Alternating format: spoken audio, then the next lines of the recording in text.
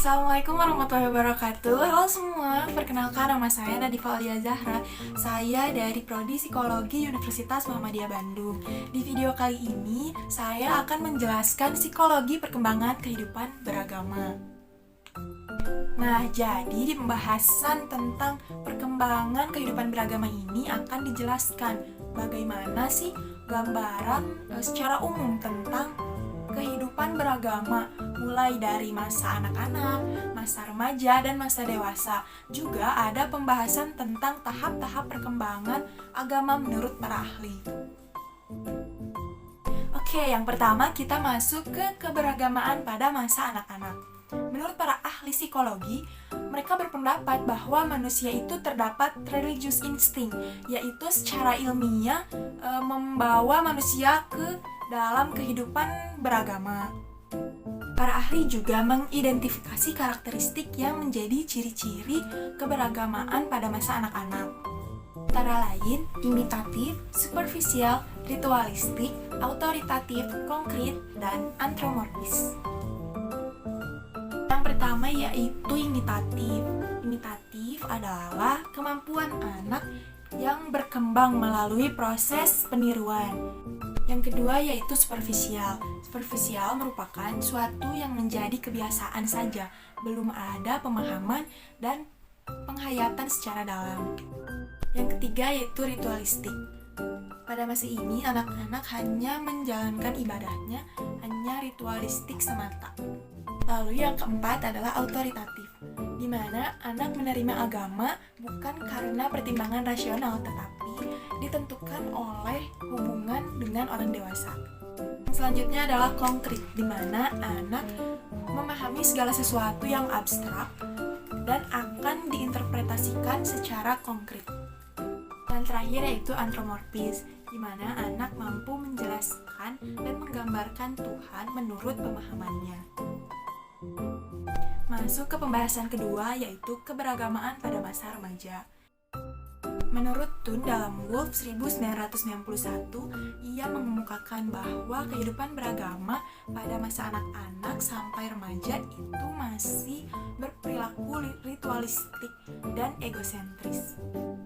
Sedangkan menurut Idrus 2004, ia mengemukakan bahwa sebagian dari anak-anak justru mengalami konflik dan mengalami keraguan beragama. Selain itu juga beberapa penelitian menunjukkan bahwa pada tahap ini anak juga menunjukkan minat maupun pelaksanaan ritual keagamaan itu cukup menonjol. Di tahap ini juga anak mempertanyakan ajaran-ajaran yang mereka dapat dari masa kanak-kanak. Hal ini disebabkan karena mereka mulai berpikir abstrak, teoritik, dan juga kritis, sehingga menimbulkan keraguan beragama. Nah, menurut penelitian Subandi 2013, muncul pertanyaan-pertanyaan yang diantaranya mereka menanyakan apa itu takdir, untuk apa kita hidup, lalu mengapa harus memakai hijab, dan pertanyaan-pertanyaan yang lainnya. Yang selanjutnya masuk ke pembahasan keberagamaan pada masa dewasa. Menurut Alport, ada 6 kriteria kehidupan keberagamaan yang sudah matang. Yang pertama adalah terdiferensiasi dengan baik. Maksudnya adalah di tahap ini seseorang sudah menerima secara penuh agama yang dipeluknya secara kritis. Lalu yang kedua dinamis. Nah, di sini agama mampu mengontrol dan mengarahkan motif-motif dari aktivitas-aktivitas yang dilakukan manusia. Lalu yang ketiga konsisten. Nah, adanya keselarasan antara tingkah laku seseorang dengan nilai moral dalam keagamaannya. Lalu yang keempat adalah komprehensif, di mana agama menjadi filsafat di dalam hidup manusia. Nah, maksudnya adalah segala sesuatu yang terjadi itu senantiasa akan kembali kepada Tuhan. Lalu yang kelima yaitu integral, di mana kehidupan beragama itu dijadikan sebagai bagian yang integral dengan seluruh aspek kehidupannya. Dan yang terakhir yaitu heuristik, di mana seseorang menyadari bahwa adanya keterbatasan dalam kehidupan beragama. Nah, di tahap ini juga seseorang akan berusaha meningkatkan pemahaman dan penghayatan tentang agamanya. Pembahasan selanjutnya yaitu penelitian tahap-tahap perkembangan agama. Para ahli psikologi agama telah melaksanakan berbagai penelitian empiris.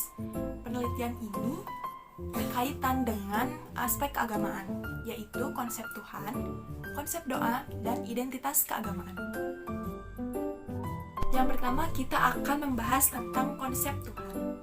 Penelitian yang paling awal dilakukan oleh Harms pada tahun 1944. Ia menyimpulkan bahwa ada 3 tahap perkembangan anak dan remaja. Tahap yang pertama yaitu fairy tale stage atau tahap dongeng. Nah, di tahap ini terjadi pada rentang usia 3-6 tahun. Nah, di tahap ini anak menggambarkan Tuhan seperti cerita dongeng yang ia dengar. Misalnya, manusia itu bersayap, lalu adanya raksasa dan hantu. Mengapa seperti itu? Karena mereka belum mampu membedakan antara dunia nyata dan dunia dongeng. Lalu tahap yang kedua yaitu tahap realistik, di mana tahap ini terjadi pada usia 7-12 tahun. Nah, di tahap ini anak menggambarkan Tuhan itu bersifat konkret dan antropomorfis, di mana anak menggambarkan Tuhan itu seperti manusia yang memiliki mata, memiliki tangan, memiliki kaki, mempunyai rumah. Lalu tahap yang terakhir yaitu tahap individualistik. Nah, di tahap ini terjadi pada rentang usia 3-18 tahun. Di tahap ini terdiri dari 3 kelompok. Kelompok yang pertama yaitu bersifat konvensional dan konservatif. Lalu yang kedua bersifat mistis. Maksudnya yaitu anak menggambarkan Tuhan itu seperti cahaya atau awan. Dan yang terakhir memperhatikan simbol-simbol keagamaan dalam menggambarkan Tuhan. Bahasan selanjutnya masuk ke tahap konsep doa.